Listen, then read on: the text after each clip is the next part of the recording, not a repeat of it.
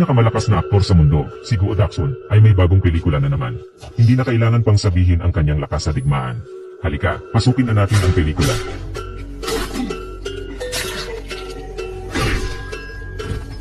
Hanggang ngayon, taong 2024, si Guo Daxun ay nagtago ng pangalan at naging isang magsasaka. Ang tanging kasama niya na hindi niya kilala ay ang kanyang kapitbahay. Buong puso na tinanggap ni Tita Hua si Kurei, at ibinigay sa kanya ang isang lupa para sa pag-aalaga ng mga bubuyog. Inimbitahan din niya si Clay sa kanyang bahay para sa hapunan sa gabi. Ngunit pagpasok niya sa bahay, may nagalarming na tunog mula sa kanyang computer. Si Tita Hua ay isang akuntante sa isang kumpanya. Sa sandaling siya ay magtatakda na makipag-ugnayan sa kumpanya ng datos. Hindi niya alam na ang signal ay ninakaw ng isang hacker. Sinungaling na sinabi ng lalaki na ito ay pinakabagong firewall ng kumpanya. Nilinlang niya si Juan na i-download ang software. Nagbalik siya ng koneksyon sa kanyang bank card. Ngunit nang siya ay mag-login gamit ang kanyang password, biglang nag-shutdown ang computer. Kabuuan ng 70 milyong piso sa bank account ng kumpanya. Kasama na ang kanyang sariling pensyon na biglang nawala. Ang pangkat ng mga manloloko na ito ay napakalaki. Mayroon pa silang pinakamahusay na mga kasanayan sa pag-hack. Habang nagdiriwang ang mga kriminal na ito, ang screen ng laptop ay muli na namang nagliwanag. Ngunit ang natitirang balanse ay naging zero na lamang. Ngayon lang niya nalaman na siya ay niloko. Habang tinitingnan ang sunod-sunod na mensahe mula sa bangko, agad na bumagsak si Tita Hua. Ang perang ito ay sapat upang siya ay makulong sa loob ng 3 henerasyon. Si Hua, na hindi na makapagtimpi, ay pumili na tapusin ang kanyang buhay. Sa ngayon, si Kurei ay nagpapalambot ng pulot. Siya ay naghandog ng isang bote ng regalo para kay Hua. Ngunit nang siya ay maghanda na dalhin ang honey sa handaan, ngunit ang kwarto ay kakaibang tahimik. Ang maraming taon ng paglalakbay sa buhay at kamatayan ay biglang nagpataas ng kanyang pag-iingat. Siya ay agad na kumuha ng isang kutsilyo. Ngunit ang eksena sa kwarto ay nagdulot ng malalim na sakit sa kanyang puso. Isang pistol at isang basyo ng bala ang itinapon sa lupa. Napabuntong hininga na lang si Clay. Isang babae sa likod niya ang pumutok sa kanya. Ang itim na babae ay anak ni Tia Hua. Siya rin ay isang babaeng pulis. Akala niya ay magnanakaw si Kur, kaya siya ay sinakal. Ngunit hindi lumaban si Clay mula simula hanggang wakas. Dahil nang itaas ni Jamie ang kanyang ulo, nakita niya ang bangkay ng kanyang ina. Si Clay ay natural na naging unang suspect. Ngunit ang iba't ibang palatandaan ay nagpapahiwatig na si Auntie Hua ay nagpakamatay. Ipinahayag ni Clay ang buong kwento ng insidente. Bagamat sa huli dinala siya sa istasyon ng pulisya. Ngunit nang makita ni Jamie ang computer ng kanyang ina, naintindihan na niya ang lahat. Ito ay malinaw na isang kaso ng telekomunikasyon na panluloko. Bukod dito, wala ring fingerprint ni Kure sa baril. Kinabukasan, agad siyang ibinalik. Sa huli, itinuring na pagpapakamatay ang pagkamatay ni Hua Shai. Si Black Mini ay humingi ng paumanhin kay Kure dahil sa pangyayaring ito. Sinabi niya sa kanya ang mga natuklasan sa investigasyon. Nang malaman na ang tiyahin ay pinatay ng isang peking kumpanya, dumating si Kure sa kaharian ng mga bubuyog. Sa wakas, kinuha niya muli ang matagal nang nakatagong telepono. Gusto niya maghiganti para sa Tita Hua. Nagtanong si Kurei sa organisasyon tungkol sa impormasyon ng pandaraya ng grupo. Ang grupo na ito ay nagtatayo ng mga sangay sa buong mundo. Sa kasamaang palad, may isang sangay sa lugar ni Kurei. Hindi siya tumigil at direkta siyang pumunta sa gusali. Dala pa niya ang 2 lata ng gasolina bilang regalo. Ito ay pribadong ari-arian, ilegal ang iyong pagpasok. Papasok ako. Susunugin ko na. Ngayon, hindi posible yan, Per. Hindi ka makakapunta kahit saan. Ngayon, balik na at umuwi. 1, 2, 3. 2, 3.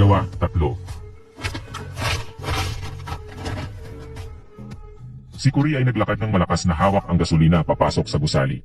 Diretso siyang pumunta sa opisina ng pandaraya ng grupo. Kailangan ko ang inyong atensyon. Sundan niyo ako sa pagbabasa. Hindi ako kailanman magnanakaw ng bagay ng mahina.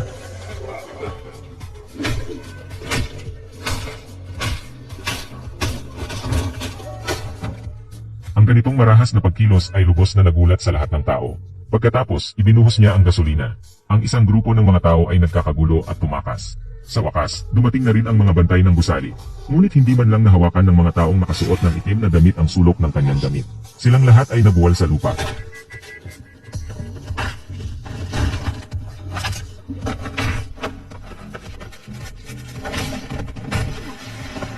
Pagkatapos, dinala niya ang lata ng langis. Ipinatong niya ang 2 bomba sa kanyang baywang. Pagkatapos, kumuha siya ng mga materyales sa paligid. Sa harap ng supervisor, gumawa siya ng isang timer. Lumisan siya ng malakas na naglalakad. Ang pangyayaring ito ay mabilis na kumalat sa headquarters ng sindikato ng panloloko. Sinasabi mo na siya lang mag-isa. Sinunog ang buong gusali. Iniwan pa ba niya ang 4 na bangkay? Pagdating ng pulis dito, walang sino man ang gustong lumabas at magpatotoo. Sa huli, ang kanilang ginagawa ay illegal na negosyo. Ang headquarters ay nagpadala ng mga tauhan upang hanapin ang kaharian ng mga bubuyog. Sinira ni Kure ang kanilang tahanan. Ipinatumba niya ang kaharian ni Kure. Ngayon, ang alitan ng 2 panig ay malaki na. Sinira rin ng 4 na lalaki ang lahat ng pulot sa bodega. Sa oras na ito, nagsimula ang kontra-atake ni Kurei. Ilan sa kanila ay nagpaputok ng walang tigil sa anino ng tao. Ngunit bigla na lang lumitaw si Kurei sa likod nito ng kakaiba. Una niyang tinigilan ang isa sa kanila gamit ang isang screwdriver. Pagkatapos lumampas ang isa pang kawatan. Pagkatapos, tahimik na pinutol niya ang leeg nito gamit ang isang kadena. Walang pag-aalinlangan, isa-isa niyang pinatumba ang apat na tao.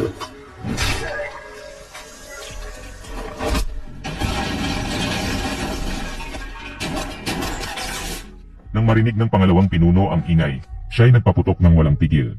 Ganito na lamang si Kurei, naglakad ng maluwag at hindi man lang umiwas. Sa susunod na segundo, bigla na lang siyang lumitaw sa likod ng kalaban. Direktang pinutol niya ang apat na daliri nito. Ngunit hindi pinatay ni Clay siya. Dahil kailangan pa niya ang pangalawang pinuno na ito upang magulat. Daladala niya ang kanyang bag at umalis sa lugar na ito. Totoo nga, habang iniulat ng pangalawang pinuno ang sitwasyon sa leader. Muling kakaibang lumitaw si Kurei. Isinakal niya ang lalaki. Huwag kang gagalaw. Hindi niya ako pinapayagang gumalaw. Siya ay isang baliw. Ano ang balak mo? Binuksan ng lalaki ang takip ng makina. Itaas ang bilis ng takbo. Pagkatapos, isara ang takip at kunin ang backpack. Sa huli, ikabit ang panguna na gear. Huwag tumigil.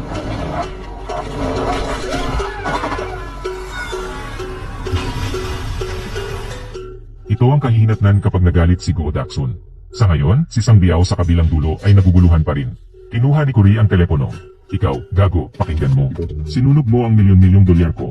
Ngayon, susunugin kita kasama ko. Matapos magsalita, binaba niya ang telepono. Nararamdaman din ni Sang Biao ang panganib. Nakahanap siya ng dating espesyal na ahente ng Intelligence Bureau. Ngunit ang natanggap na resulta ay kamatayan. Kung sasabihin ng isang beekeeper na ikaw ay mamamatay, siguradong mamamatay ka. Wala akong magagawa, walang makakapigil sa kanya. Takot ka ba? Oo, takot ako. Natatakot ka, dapat ganito rin ang iyong nararamdaman. Nakita niya na ayaw ng matanda na protektahan ang sarili. Ang tanging magagawa ni Sang Biao ay tawagan ang kanyang ina. Ang babae na ito ay kasalukuyang pangulo. Ang kumpanyang ito ng mga manloloko ay siya mismo ang nagtatag. Nakakakuha ng $100 100 bilyon na kita sa isang taon. Pagkatapos, ginamit niya ang perang ito upang tumakbo bilang pangulo. Talagang walang kupas. Alam na alam ni Ate Jean kung paano haharapin ang matandang ito. Bibigyan kita ng pwesto sa board of directors sa kumpanya. Bukod pa rito, ipinangako mo na alagaan mo siya. Pakinggan mo, may sapat akong pera. Wallace. Iniisip pa rin kita. Minsan, totoo nga na mahirap para sa isang bayani na malampasan ang pagsubok ng isang magandang babae. Maliwanag na mahal pa rin ni Wallace ang babae na ito. Kinabukasan, nagpadala na siya ng mga mamamatay tao. Pero hindi rin naman magamit ang taong ito.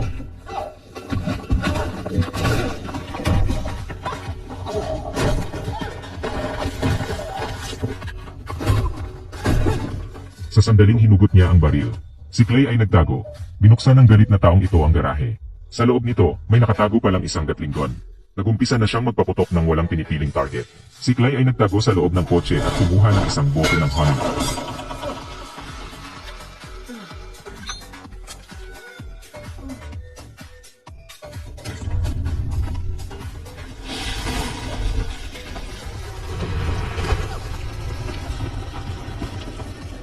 Pagkatapos masunog ang taong ito, muling tinanggal ni Clay ang isa niyang daliri. Mabilis na natanggap ni Wallace ang balita. Tingnan mo itong walang kwentang bagay sa tabi. Ang matanda ay gustong sampalin siya hanggang mamatay. Pagkatapos ay nag-employ siya ng isang grupo ng mga bayarang sundalo upang protektahan si Biao. Hindi alam ni Kurei na siya ay sumusunod sa mga tala ng mga taong may kakaibang pagkatao.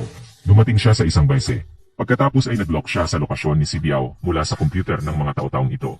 Habang ang batang ito ay nagtatago at nag-enjoy sa kanyang tahanan, si Kurei ay nakapasok na ng palihim.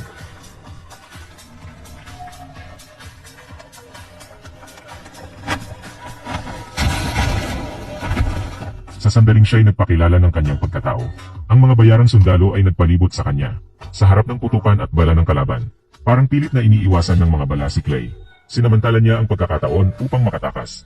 Pagkatapos ay umakyat sa ventilation duct. Sa sandaling nahabol na ng mga bayarang sundalo.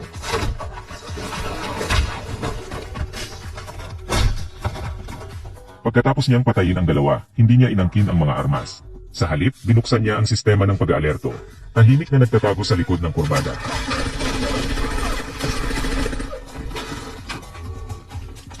Alam mo ba kung kanino ka nagtatrabaho? Pera lang ang kinikilala ko at hindi tao. Binayaran nila ako upang patayin ka. Ito ang pagpapahalaga sa mga eksperto. Hindi na ginamit ng sundalo ang baril. Sa halip, kinuha niya ang isang palakol.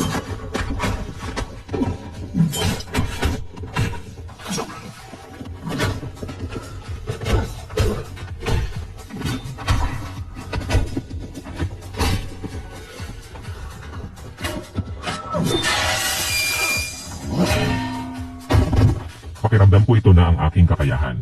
Si Madongsi ay natataranta kapag nakakita niya ito. Pagkatapos, itinali niya ang tali sa bakod. Bago lumitaw ang kalaban, pumasok siya sa elevator shaft.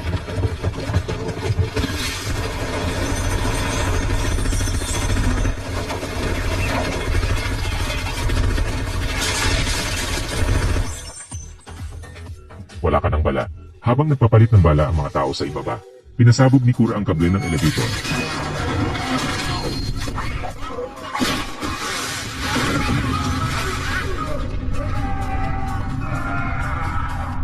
Tapos ka na. Isang malakas na pagtalon ang ginawa niya mula sa elevator.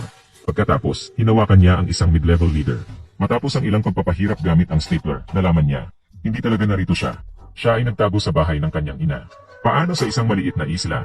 Paano papatayin ang anak ng Pangulo na pinoprotektahan ng buong hukbo? Tinuturuan ka ni Guo Daisen kung ano ang ibig sabihin ng top-level hitman.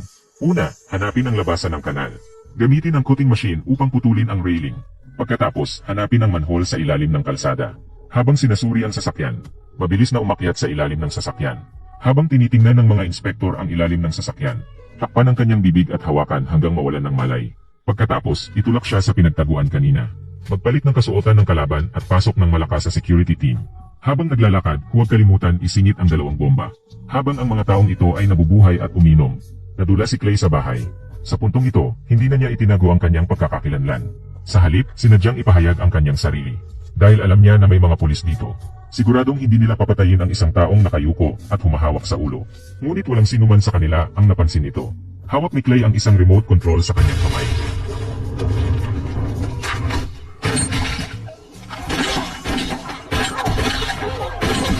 Sinamantala ni Corey ang pagkakataon na tumakas papasok sa bahay. Ngunit si Huang Mao, na nabaril lang, ay hindi patay. Lumusot siya at pumasok sa gusali ng patayan. Hindi inaasahan na may alitan sa loob ng bahay ang mag-ina. Para maprotektahan ang sarili, Sister Jin, gusto kong ang aking anak ang magdala ng lahat ng mga kasalanan. Pagkatapos ni Kur na malutas ang mga hadlang sa daan, ngunit si Huang Mao ay humarang sa kanyang daan.